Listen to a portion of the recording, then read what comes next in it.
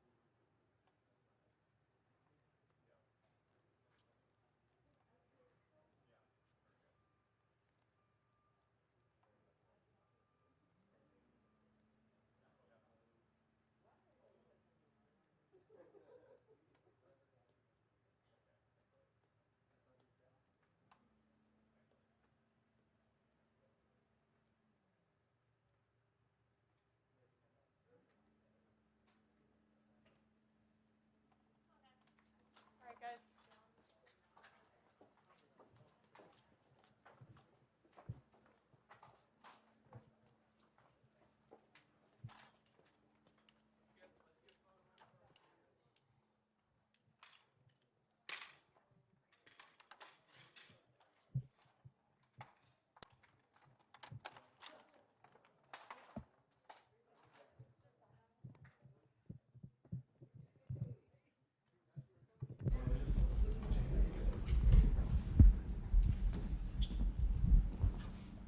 Hello, everybody. How are you? Are you all set?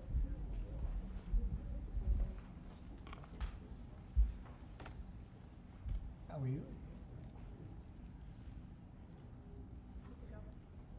Thank you very much for being with us. It's a good time for this country. We have the hottest country anywhere in the world. I think you're hearing it from a lot of people, not just from me. We're doing very well in so many ways. And the gentleman on my right, we recruited him. We tried to get the best person. We got a man that you'll hear in a second has done an amazing job with respect to Social Security. He's running it, and he's running it like nobody ever even dreamt possible. And it's the 90th anniversary right now of Social Security. So today we celebrate that 90th anniversary of one of the most significant pieces of legislation ever signed into law, the Social Security Act of 1935, and we're going to make it stronger, bigger and better, really doing a job. In the campaign, I made a secret pledge to our seniors that I would always protect Social Security, and under this administration, we're keeping that promise and strengthening Social Security for generations to come. You keep hearing stories that in 6 years, 7 years, Social Security will be gone, and it will be if the Democrats ever get involved, because they don't know what they're doing. But it's going to be around a long time with us. Very much, you'll be surprised to hear some of the numbers. I'm delighted to be joined by the Commissioner of the Social Security Administration, Frank Bisignano, who in the world of business, in fact, I wrote some of the little things down that he's had an amazing, he was Chief Operating Officer of J.P. Morgan Chase. He worked for Jamie Dimon, and Jamie Dimon said that he was amazing. So think of that, Chief Operating Officer, J.P. Morgan Chase, had a storied career. Then he went to First Data. For those in the business, you'd know it's the largest payment company anywhere in the world. And worked for Henry Kravis, and it was in big trouble. He took it over as CEO. He made it incredible. They merged with Fiserv, and he became CEO of that, and that became extremely successful. That was in Milwaukee. I guess they have the Milwaukee Arena, and where we had some good success and some good speeches. But he's a really legendary guy, and he wanted to do this. I mean, he just wanted to straighten out Social Security because he loves our country. And what he's done in a few months is amazing. Almost 60 million American seniors rely on Social Security for peace of mind and a life of dignity and retirement. These Americans paid into the system, and they deserve leaders in Washington who are going to protect the benefits they've had and protect Social Security. Under Biden, Social Security went down like nobody's ever seen it, deteriorated. There's never been anything like it. The 4 years of Biden were very, very destructive. It couldn't have gone on much longer. Social Security was going to be destroyed. It was being destroyed. The average call wait time reached an all-time high of more than 42 minutes. Field office wait times were at 32 minutes, which is unheard of, and the disability claims backlog was the longest ever in recorded history. In other words, it was run just like the country was run. It was run really badly. But I'm pleased to report that under our leadership, and Frank in particular, the changes he's made and what he's done is sort of a miracle. Sort of like what happened with the country as a whole. Field office wait times are now down 30% since last year, and it looks like it's going to a total record number. And the record was set in a long time ago when the world was a lot different place, and we're gonna beat that record. Call wait times are down 73% while serving twice as many customers per day. The disability claims backlog is down 26%, and seniors now have 24/7 online access to their accounts, which they never had before, whereas under Biden, the website was down 29 hours a week for maintenance purposes. It was essentially not open very much. They were always maintaining it, but they didn't know what the hell they were doing. They had a person running that had no idea what they were doing. Among my very first acts was to order all government employees to return to the office or be removed from the job, which means our Social Security offices are now open for full business hours 5 days a week. So unlike being shut down all the time, we're open at record levels also. We're making it really great for the people that want and demand Social Security, and they paid into the system. They deserve it. Last month, I signed one big, beautiful bill and allowed no tax on Social Security for our great seniors, okay? So how's that? Not bad, right? No tax on Social Security for our seniors. And to protect our benefits, we've already kicked nearly 275,000 illegal aliens off of the Social Security system. These are people, many of them have already left the country, and yet we were sending them checks all the time. And 275,000, and that number is now even larger than that, Frank. It's an unbelievable job. And what that's doing is making the system strong. It's making it strong. Biden never kicked anybody off. Everybody joined. And we're carrying out historic deportations to remove many more illegals committing Social Security fraud. It's the Social Security fraud that was taking place at levels that nobody's ever seen. We cleared 12.4 million names listed in the Social Security database over 120 years of age. Think of that. So we had 12.4 million names where they were over 120 years old.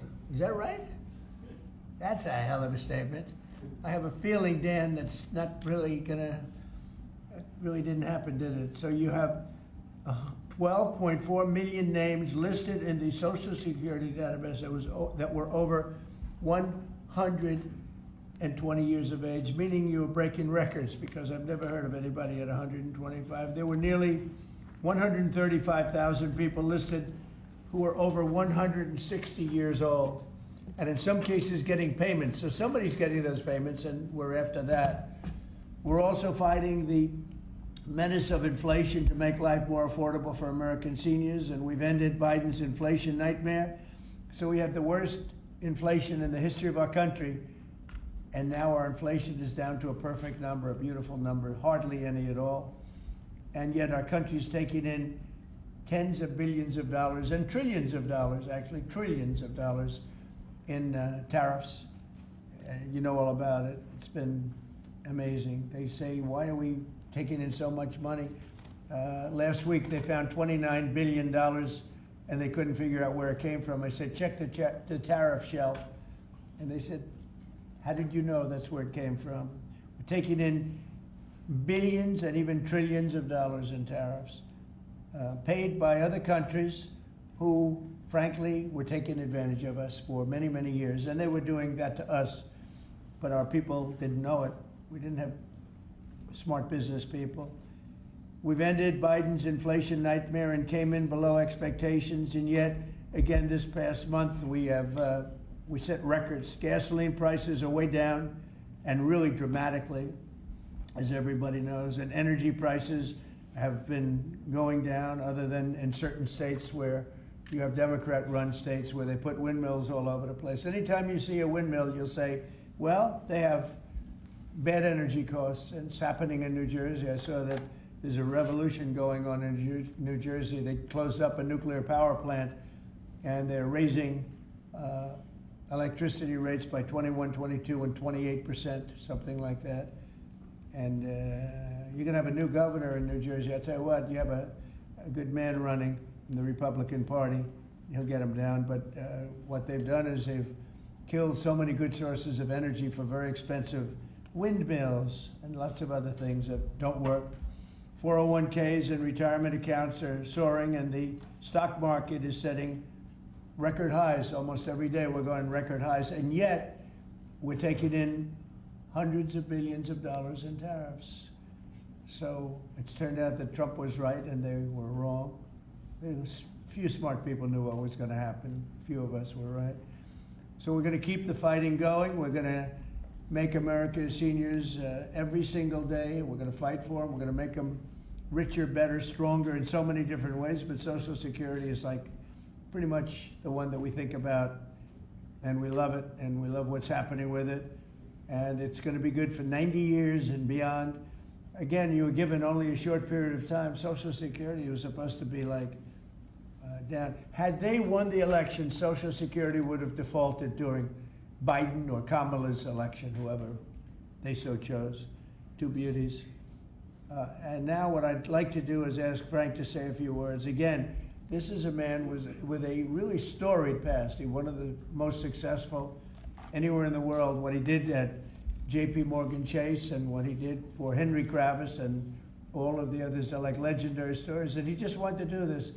He's making about a tiny fraction, I would say, a tiny fraction of what you used to make. But he didn't care. He wanted to do it. He made a lot of money.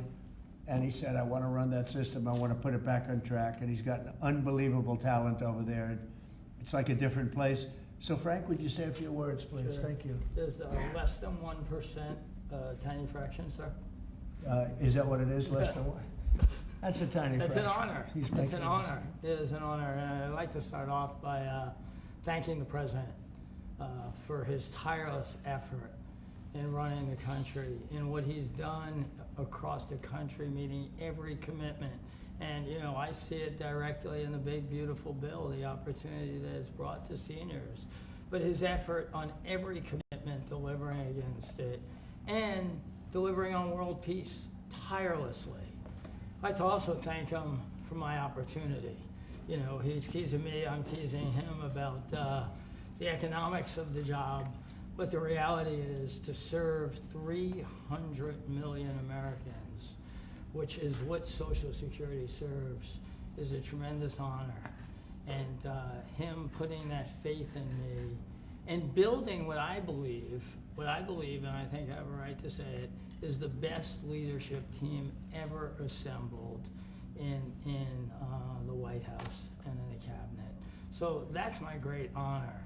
So I come here and get the opportunity to serve the American public in a manner that I never imagined in my life. And what we found was the opportunity to fix a foundation. The reality is, people talk about 72 beneficiaries. I talk about over 300 million Americans with a Social Security number that we must protect through the system. And when you look at what we talk about in eliminating Social Security numbers that were live in the system, they could carry fraud through the whole system. So the first thing was root out fraud, waste, and abuse. But while doing it, the best way to be more efficient is provide more accurate payments and better service. And you heard the numbers. I think the most staggering number is that we had a website that was down 29 hours. This will be a digital-first agency, and we are building my SSA accounts. That's the digital account. And we have a bold goal of 200 million Americans to have a digital SSA account by the end of next year. It will happen. Just like we had a bold goal of single-digit wait time on the calls when they were at 40 minutes. And we did that. This is my 100th day. We did that within 90 days, right? Get the web up and running, bring technology to our field offices, use digital presence to answer and serve the American public. That's the job. When we do all that, then we'll really know the answer to if we have a hole, right? I was presented in my second week on the job with $18 billion in errors by the Inspector General.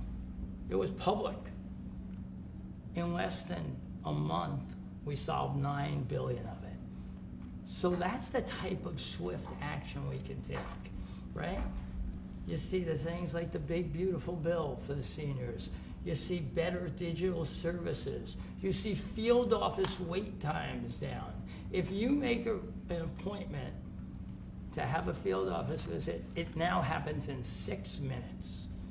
Unprecedented. We are serving more people and delivering more than was ever delivered before in a manner with the highest possible quality, and we've just begun. You should expect this to be a great digital-first agency.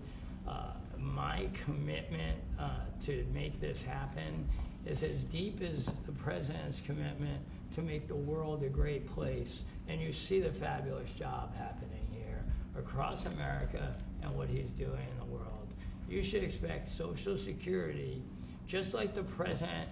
I thank him for making America great again. It's happening. Social Security will be great again. You have my commitment.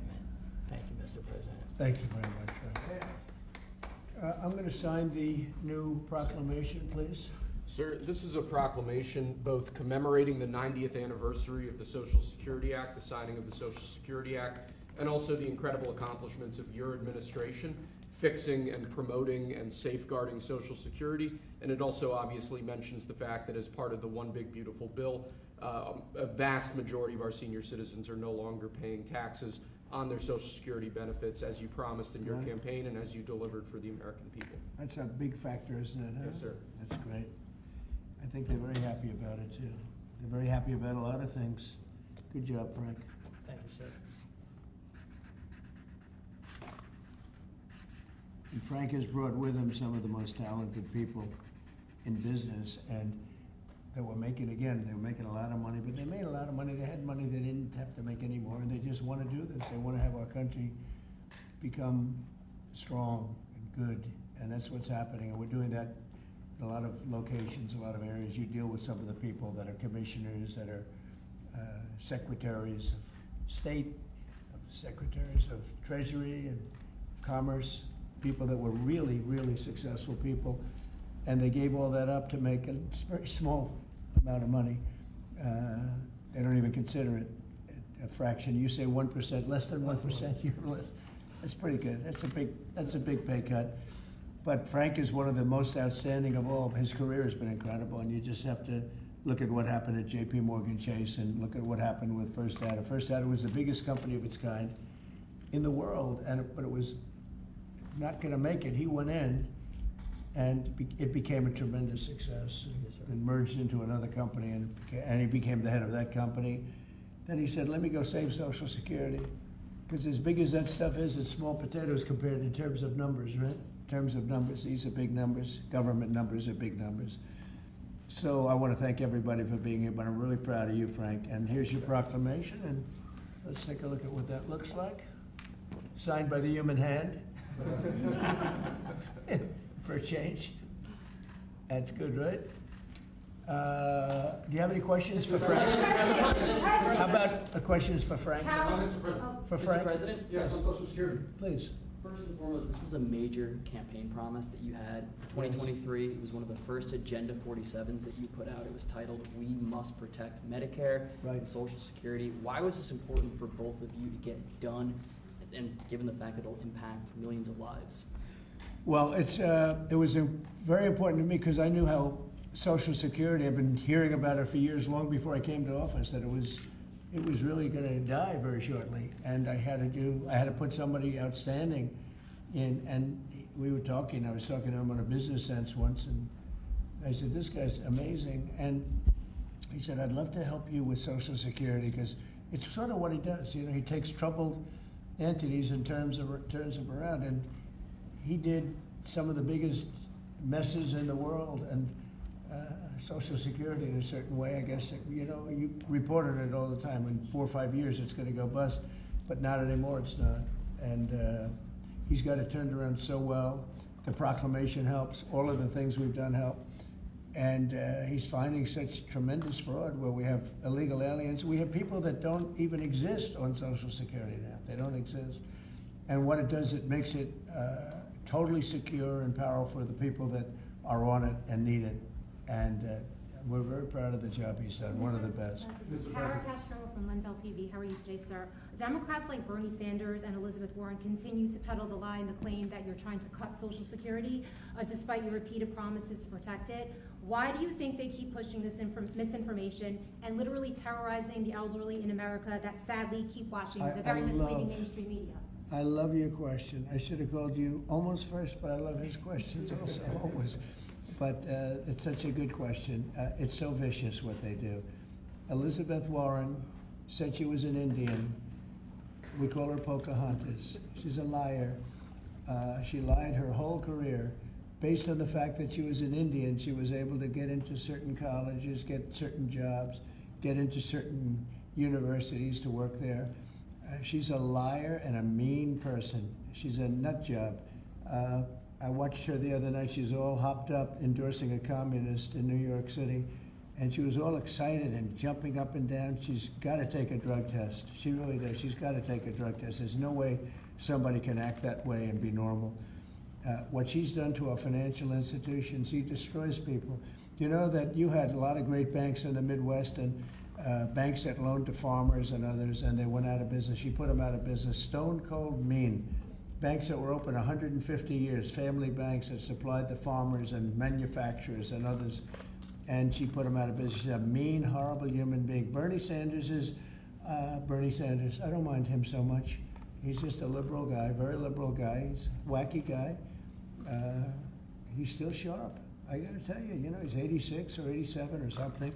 He's still sharp. You compare that to Joe Biden, it's, you know, sort of what happened. So I don't mind Bernie Sanders. With him, you know what you're getting. You're getting a guy, he's a nasty guy, but he's somebody that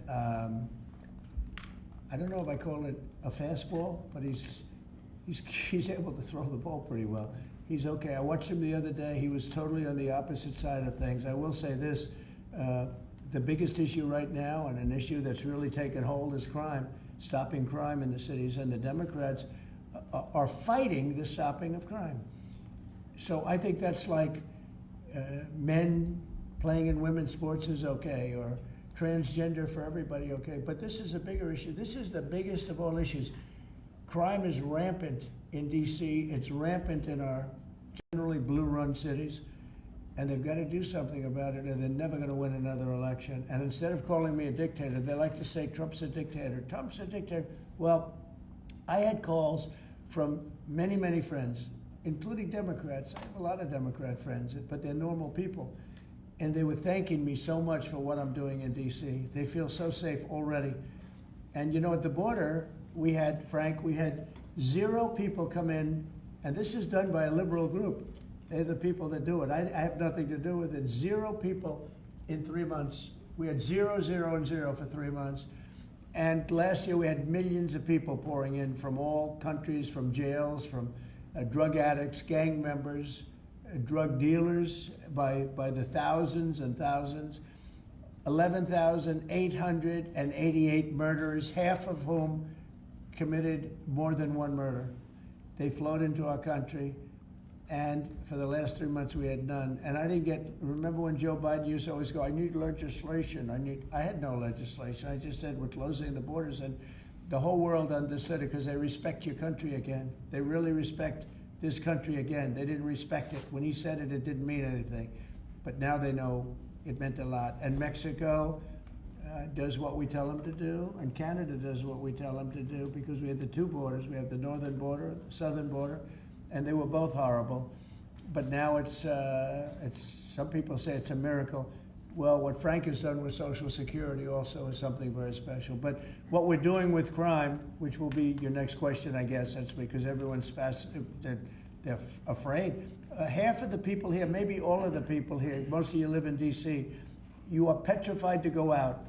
And you're liberal, and if you're liberal, you're going to have to change. You're Democrats, you're going to have to change your ways. So we will have crime under control very shortly in D.C., but they're record numbers. And sadly, what I guess the mayor did, but whoever it was, they asked the numbers to be fudged so that it would show less crime than the fact. The fact is, it's worse than it's ever been, and we will have it just like we did at the border, where with borders are totally in great shape right now, the best ever, record-setting shape. We'll have the crime situation solved in D.C. very soon. And we're also going to beautify the city. We have a beautiful city, but you can't have graffiti, and you can't have roads with potholes, and you can't have the medians, the dividers in the roads falling down on the street. We're going to be beautifying the city, making it really beautiful. We're going to be getting the criminals the hell out of here. We don't want the criminals in Washington, D.C. Mr. President, one on your Putin meeting and then one on D.C. crime. Are you prepared to offer Vladimir Putin access to rare minerals to incentivize him to end the war? We're going to see what happens with our meeting. We have a big meeting. It's going to be, I think, very important for Russia, and it's going to be very important for us, and important for us only that we're going to save a lot of lives. Look, we have, we're not paying any money, as you know, to Ukraine. We're supplying equipment. We're being paid 100% plus for that equipment by NATO. And I got NATO up from 2% to 5% of GDP. They now have billions of dollars.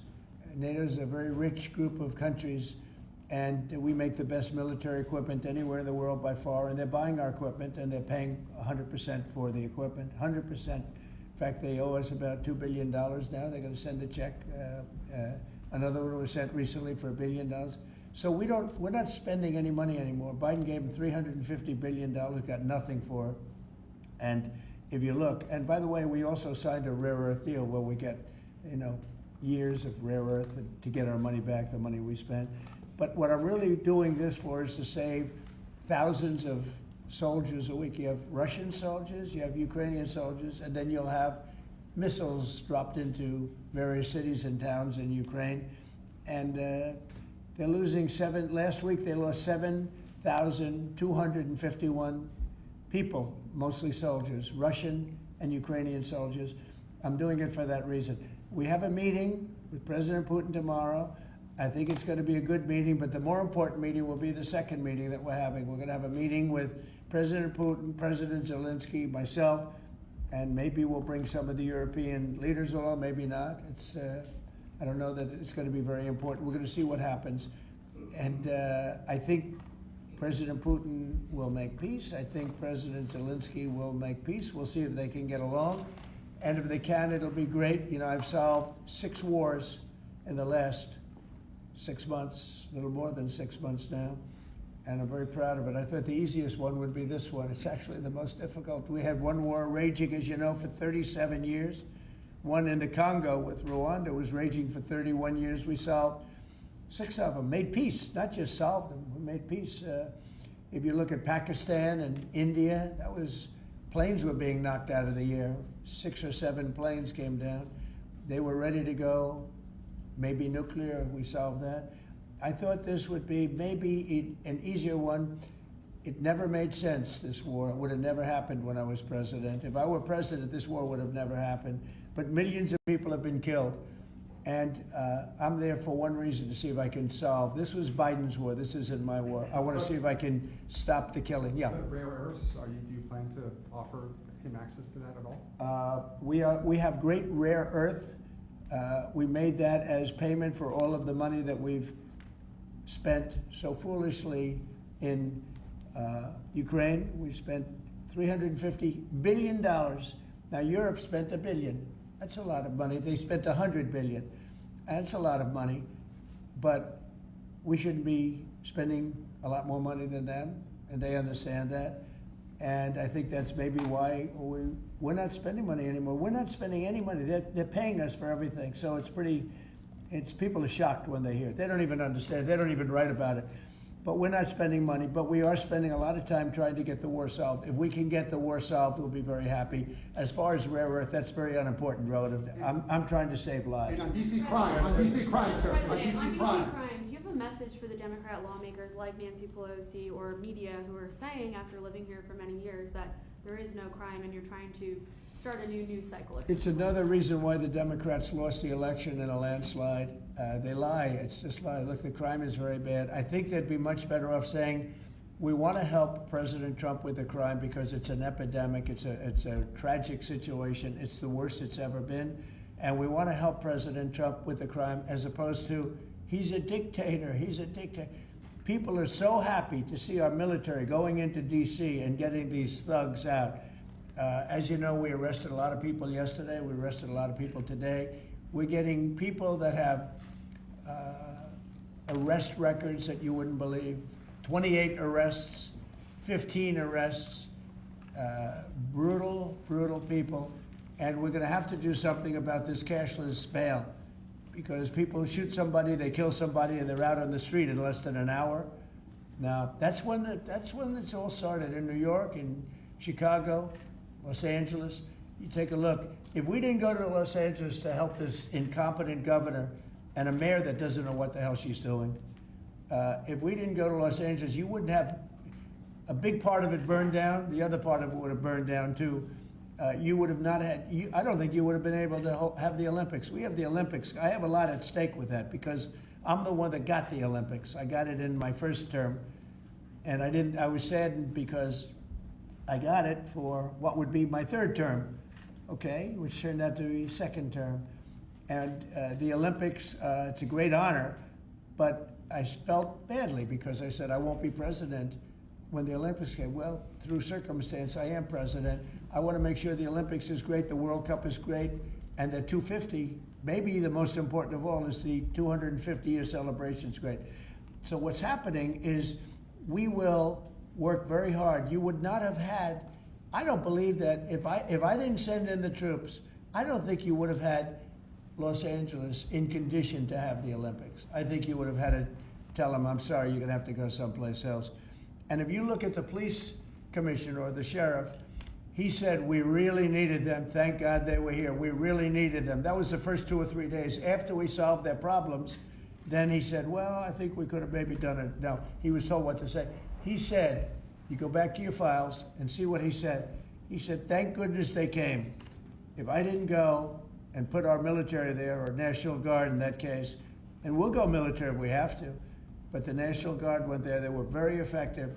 If we didn't do that, I don't think you would have had the Olympics in Los Angeles. The place would have been just like the 25,000 houses that burned down, where, by the way, the governor ought to focus on getting their permits. You know, the federal permits are given. Those are the hard ones, and they were given a long time ago.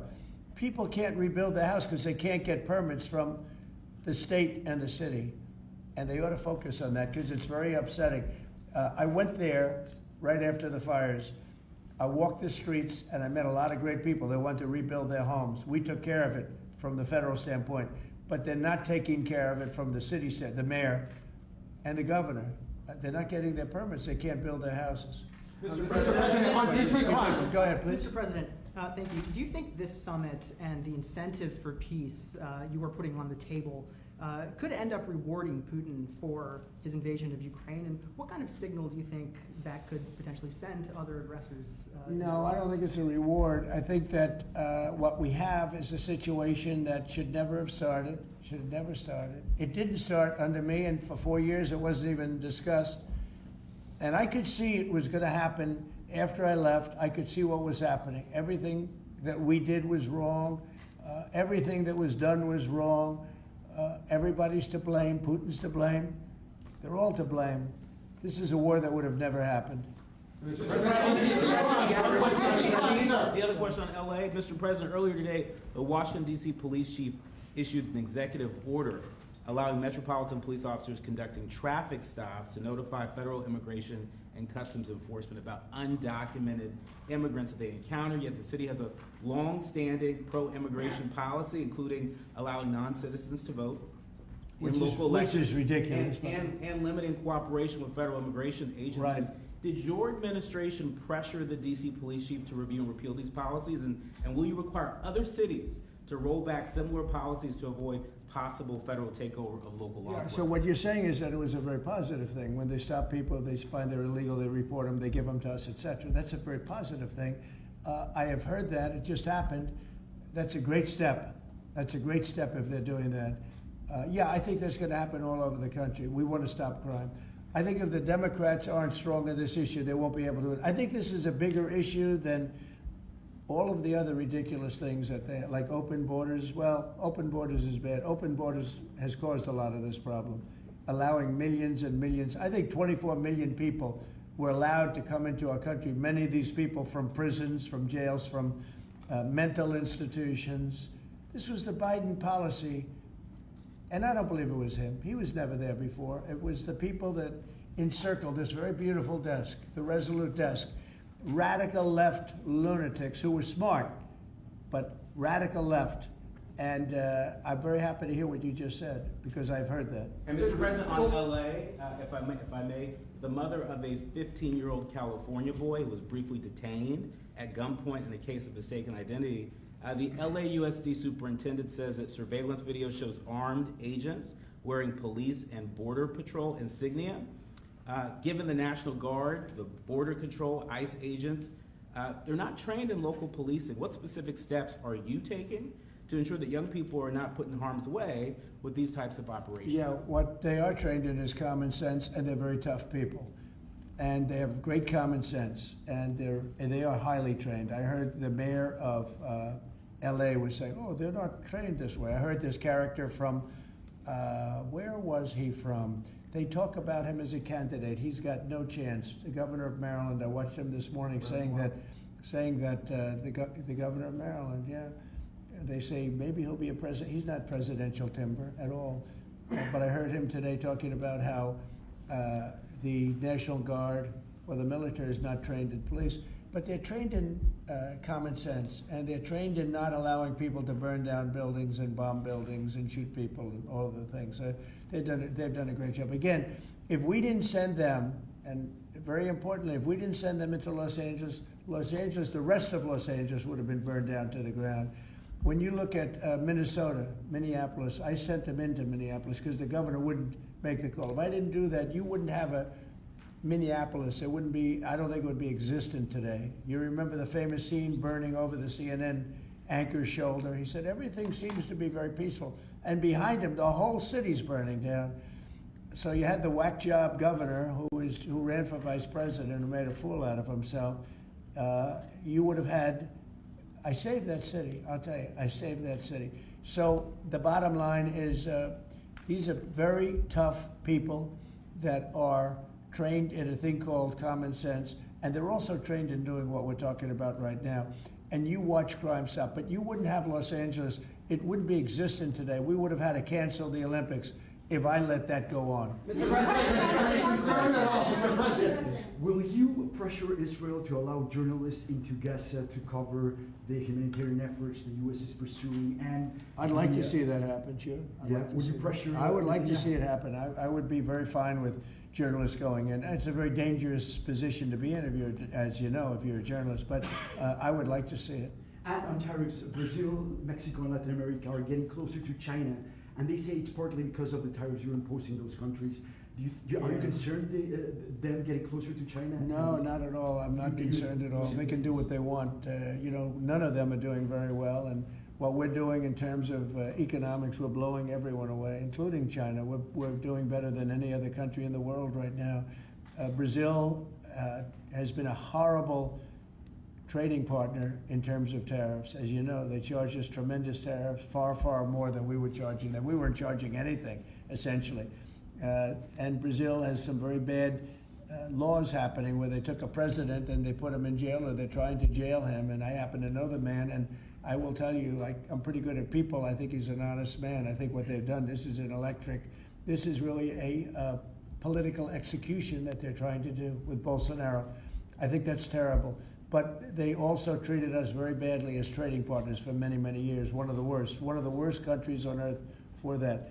They charged tremendous tariffs, and they made it very difficult to do anything. So now they're being charged 50% tariffs, and they're not happy, but that's the way it goes. Mr. President, on DC crime, sir, on DC crime, are you concerned at all that some federal officers that are helping DC police might be being pulled away from other high priority assignments? Like what? Like what? Terrorism, for example. Oh, really? Terrorism? They'll stop terrorism as part of what they're doing right now. No. The soldiers that we have, first of all, we have plenty of them, long beyond what that you have here. We're just using a very small force. You know, in Washington, D.C., they have thousands of police.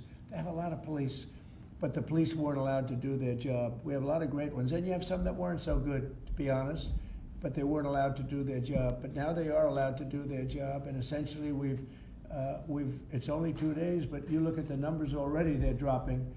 And no, they're not being pulled off for anything. Mr. President, as you know, Tulsi there were some Gabbard very concerning reports about crime statistics. Police are manipulating crime data to downplay crime in D.C. Will the administration release its own crime statistics to counter their misinformation? And will those individuals who are intentionally misrepresenting crime data and fudging the books, like you said, be penalized for endangering the public? They are under investigation right now. They are giving us phony crime stats, just like they gave other stats in the financial world, but they're phony crime stats. And Washington, D.C. is at its worst point, and it will soon be at its best point. You're gonna have a very safe, you're gonna have a crime-free city. I mean, I say that. You're gonna have virtually a crime-free city. And these are strong men, but the criminals are strong men and women, but they're strong men. And these are people that don't play games. We're not playing games. These are criminals we're dealing with. And they treated people. They took one of the people that worked for us the other day. You saw the beating, the pounding, 10 against 1, and they pounded the hell out of him. He's lucky to be alive. He's barely, almost killed. And we're not going to have that happening, please. Mr. Tulsi Gabbard declassified more documents last night related to the Russiagate hoax. She's doing a great job, by the way. That was another fake story. I'm very happy with the job she's doing. That's right. They declassified some terrible documents talking about Democrats and what they did. Radical left lunatics. It showed that then DNI James Clapper sent out emails to IC officials saying that it would be a team sport to push then the debunked 2017 ICA report, and that it might need them to compromise on their normal modalities. What's your reaction to the latest declassification, and in your view, sir, what does real accountability look like for the players It's involved? incredible what we're finding. Absolute proof of guilt. and we'll see what happens. But Clapper and Comey and that whole group of criminals, they're criminals, and they made it very tough. You know, they did the fake Russia witch hunt that lasted for 2 years, and I got totally exonerated. There was no doubt about it. They should have done it in 1 day, not 2 years. But it was a whole scheme to try and demean Trump so that I couldn't win an election. And that is a criminal group of people. They're sick people, and they're criminals, and they should be taken care of. Mr. President, does Putin have a strong hand tomorrow? Well, he came to our country, and I heard CNN fake news talking about that was a big win for him. Normally, he would say the opposite, but they said, oh, it's a big win that he came here. Normally, he would say the opposite, you know, he came here. I think that President Putin would like to see a deal. I think if I weren't president, he would take over all of Ukraine. It's a war that should have never happened. If I weren't president, in my opinion, he would much rather take over all of Ukraine. But I am president, and he's not going to mess around with me. Mr. President, on Russia, Mr. President, would you support or agree to reducing NATO troops in Europe, in countries like Poland, in order to get Russia to agree to a peace deal? That hasn't been put before me, and I'll think about that for later, but it has not been put before me. Go ahead. Is anything less than an unconditional and immediate ceasefire a victory for the U.S.? Tomorrow? Yes. Well, tomorrow we'll see. I say, you know, I don't know where that comes from. It's sort of not a good question. I would say that tomorrow, all I want to do is set the table for the next meeting, which should happen shortly. I'd like to see it happen very quickly, very shortly after this meeting. I'd like to see it actually happen maybe in Alaska, where we just stay because it's so much easier. But I think that it's going to be very interesting. We're going to find out where everybody stands, and I'll know within the first 2 minutes, 3 minutes, 4 minutes, or 5 minutes, like we tend to find out whether or not we're going to have a good meeting or a bad meeting. And if it's a bad meeting, it'll end very quickly. And if it's a good meeting, we're going to end up getting peace in the pretty near future. Okay? How about one more? Thank you,